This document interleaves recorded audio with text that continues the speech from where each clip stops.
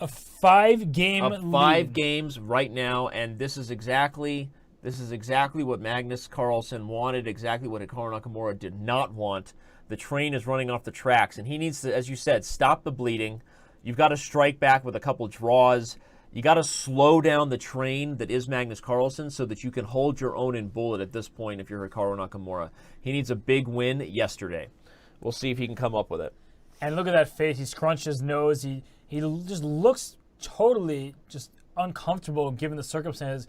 When's the last time Hikaru Nakamura has been down 5 points in a Blitz session? Well, the answer might be that secret match between Magnus and Hikaru way back in the day when they played in in the hotel. No one really knows. There have been legends. There have been rumors that match was won big time by the world champion, but that seems to be the consensus. But we have no no proof, right? No verifiable proof. But right now, Magnus seems to be flexing his muscles in Blitz. There were, again, I think the score could have been closer, but coulda, woulda, shoulda is not what matters. I could have been a contender, and I'm not a contender. So that's the thing, right? And that was hey, and not once have you come over for coffee or tea. And an interesting stat to pull up as you crack me up here is that players are 3-0 collectively when giving away their queen. It seems like the player that either somehow loses or actively gives it away. Hikaru blundered his queen and then somehow came back and won. Magnus has given away his queen voluntarily a couple times and won that game. So Hikaru eats a snack. Good choice. We'll ask him what it was. He's taken some Gatorade. I think some almonds. I'm guessing almonds. Almonds, right? I don't know. Hikaru seems like a pistachio guy. Because who wants to eat something that has the word pea and nuts in it, right? Oh, if no one wants that, we want pistachios. That's right. That was a funny commercial. So what we have here is a better position for White. Carlsen is just focused in right now. He hasn't moved his hand from his mouth, and Nakamura a little more animated right now. Carlsen just zoned in. That's a fact. Yeah, absolutely. And here, the position, all 8 pawns still remain on the board, and that means the position is quite closed in nature. Now, one file is opened up, it's the A file, and if you're black, well, you've just lost control of the A file. You're hoping that I don't know what that was about. Maybe C5 is coming again. Or even B5 if you want the light squares, but maybe, no, you're right. C5 is taking advantage of a pin right here, everybody, and the point is taking with tempo, runs into an intermezzo. And then you lose the bishop And then you C3. lose the bishop. So Carlsen can't do that. He plays Rook D1. Want to remind everybody, please get involved with the show on Twitter, too. Hashtag Blitz Battle. If you go to chess.com/TV, the Twitter chat is built right into the chat, just a simple click away. So if you're not using chess.com, get a free membership and go ahead and get involved on Twitter with the hashtag Blitz Battle. We'll read some of your tweets on air. What's going on here? So the point is if bishop takes d4, it looks like it picks up the pawn on d4, but the e7 pawn is also hanging. Yeah. Alternatively, black could think about going queen c6 check and picking off the pawn on c4. So which is what I was looking at, but okay, so wow. But Nakamura likes this position. I can tell by the way he's using his body language. That furrow brow right there, believe it or not, that is not a frustrated Hikaru. That's his old trick number 5, kind of scrunching in but actually happy with his position. Magnus looking to maybe bail out. Queen takes e2, knight takes. No.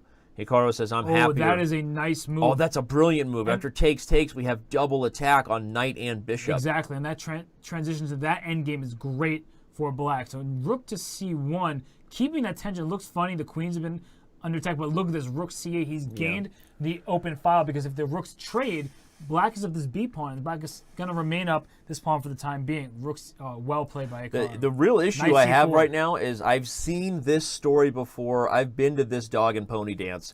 Hikaru has had huge advantages in the endgame and not converted. He's done it twice. Pawn b6 here, Danny. He's up a pawn, but if Magnus holds this one, it's going to be another huge blow for Hikaru. That would be heartbreaking for Hikaru. Pawn to e4 here. Why not? Use the bishop, open that. Okay, he's rerouting it this way. I personally would have went for e4 because you would have stopped this exact plan. But okay, you can sit your bishop on c5.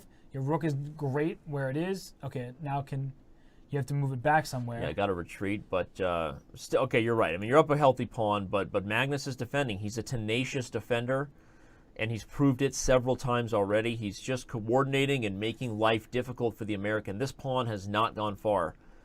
And Hikaru's got to figure out how to use his advantage without letting things slip tactically. Time also is in the favor of the Norwegian right now. Only a minute for Hikaru, 2 minutes left for Carlsen. And it's exactly what we said in the preview show. Hikaru has to take home the full points that are on the board from him. And this is one of them. Yes, it might not be completely winning. It's very rare that you're going to be completely, absolutely winning, but you have such an advantage here, and you need to make sure that Magnus suffers. Mm-hmm. And so... And he's tried to, that position he had with the close and the king more dominant, that was one you had to convert, right? So this is a little tough right now. Hikaru knows it's tough. Magnus playing quickly. Hikaru is trying to think of the best way to coordinate, but Magnus's position has improved. Black's has not. And that is the story so far right now. So what to do here? Pawn to f5 is definitely a thought. The idea being that I'm going to try to go e4 with check and bring my knight into the action. Hikaru zones in there. B5, but now bishop c3 was what I was a bit. Yeah, there may be tactics. Well, on f6 you can always go. Bishop c3, hitting the king. If f6, so this seems really dangerous, everybody. And I guess Magnus says he doesn't want to deal with the tactics. Just sort of solidifies the knight there. But there really were no clear discoveries for Black. I like that move, though. Yes, that's exactly what Black needed to do. Forget about tactics on the d-file. This rook needs to be poking fun on one of these ranks if Black is going to have any chance to win this game. Yeah, and a move like king to c2, you just go f6, you defend the pawn e5. Look at the rooks now. White's rook is passive, defending against the passed b pawn. Black's rook is very active, trying to go into the action. So a move like knight c7 here. Yep, there it is. That's a very good move. He's threatening knight e6. Pawn to b4. Hikaru. Pawn to b4. Hikaru is thinking about it. I'm thinking. I there like it. Mikey likes it. He takes his opportunity to play like Bobby Hess. But is that a blunder? So two options here. One is rook a5. Right, I guess it does hold on to the bishop. Rook takes f3 is tempting, even though it might sacrifice a piece. What? Oh, rook c7. Oh, he picks it back up with rook c7. I almost came out of my chair on that one. Yeah, wow, you freaked out for a second. I mean, I didn't freak out. I did one of these. Yeah. Let's see instant replay. Right? So, king b3, rook takes c5. The problem is you can't go king takes b4. Why not? Two reasons. One, rook b5, pinning the bishop and the rook, and the other was rook c2, just going after all the pawns. In fact, this bishop... Yeah, but it looks still like Magnus is defended once again. I think he's going to lose. I love his chances to hold this endgame. Knight here, I'm going to stop it. If you check, I'll trade, and now I win the king and pawn ending. But I would just say f5 is... Okay, but still, are you winning f3, really? Knight d4? Knight e2, Bueller. Okay, you have this, Bueller. Knight e2. I'm going to take on f4, king e6, king f5. Game over. Don't talk to me like that. Don't put me down. No, I'm kidding. You're right. You're always right. Well, actually, sorry, I should not say game over. That is really... This is actually still very difficult to win. It's a game that only Black can win. And Hikaru is safely out of even Blunderville. But some of these endings, you can trade the minor pieces and then draw with the pawn down. With weird stalemates. But right now... Right now, that is not happening. He's doing the right plan. Yep, he's got it. Yeah, he's focused in on the H-pawn without committing any of these. The knight's advantage over the bishop, everybody, on one side of the board is massive. Yes. Because the knight can maneuver and really take his time getting to the right color square. The white king is now... Why do you move it? I don't know. What he should do, and what you were saying is right, the knight can go on both squares, but he puts his king back there, puts his knight on f3, he can just start pushing his G and H pawns, and at the right moment, it doesn't win. Oh, you can't take on H2. So that would have been sweet if you were right, but... Unfortunately, I'm wrong. Okay, he has H6. I would have maybe played H6 and just kind of sat a little more, but... He'll go H5, H4. At some point, he can consider even going H3 in the right moment. Because if the king has to go to H1, you can actually have mating ideas. Is this a draw or is it winning? I think it's Somebody winning. give me the analysis. I am...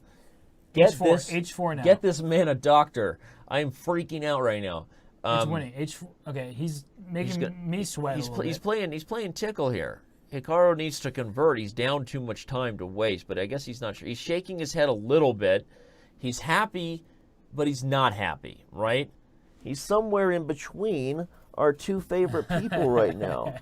Our two favorite people just came by to join the show. Hi, everybody. It's me, happy Hikaru and frustrated Hikaru. No, angry H4. Hikaru. H4 now. He's somewhere in between these two guys. They're best friends, believe it or not.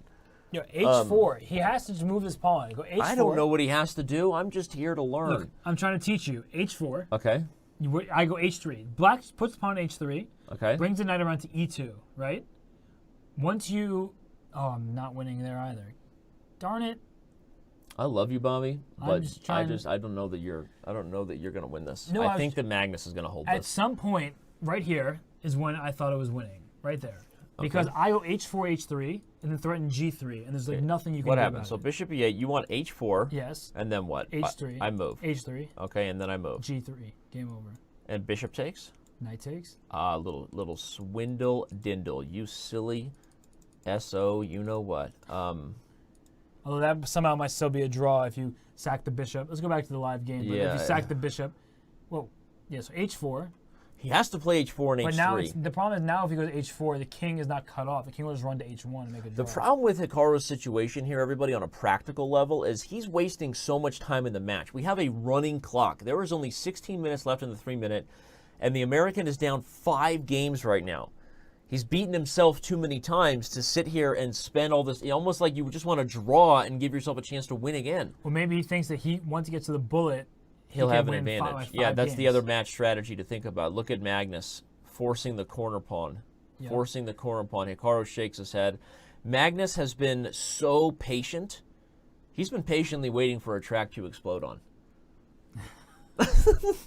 I'm ignoring you. Look at the amount of Exactly. guesses. People are playing guess the move like it's going out of style.